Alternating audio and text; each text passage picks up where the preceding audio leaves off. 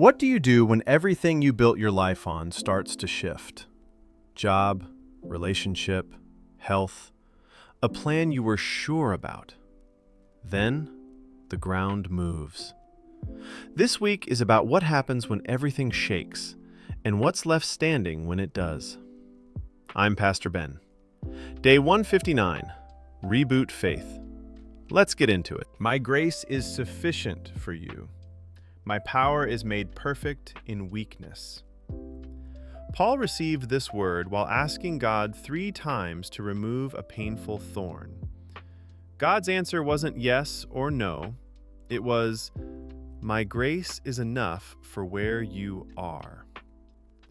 Here's what this means for stability.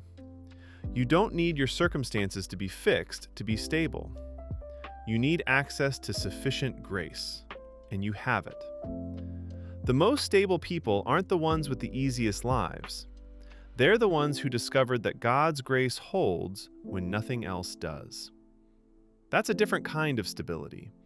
It doesn't shake. I know the plans I have for you, plans to prosper you and not to harm you, plans to give you hope and a future. God spoke this to people in captivity, in Babylon, exiled, far from home. The circumstances were as bad as they get, and yet, I know the plans. Present tense, active, not I had plans before this happened. I know the plans, right now, in this. Your current chaos doesn't cancel your future. God's plan didn't get disrupted when your life did. He's still working from the same blueprint, and it ends well for you. Psalm 46. God is our refuge and strength, a very present help in trouble. Isaiah 43:2.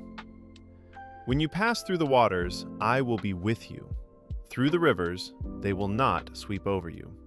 Through fire, you will not be burned. Notice, he didn't say, I'll keep you from the water. He said, through the water with you. He didn't say, no fire. He said, in the fire, still with you. The stability doesn't come from God removing the storm. It comes from God being present inside it. And he's very present. Emergency close. Right now, in whatever you're walking through. Romans 5. Suffering produces perseverance. Perseverance produces character. Character produces hope. Hebrews 11:1. Faith is confidence in what we hope for, assurance about what we do not see. Here's the stability principle buried in both of these. The shaking is not the enemy. The shaking is the process. It reveals what's real and what's false, what holds and what crumbles. You can't manufacture character and comfort. It has to be built under pressure.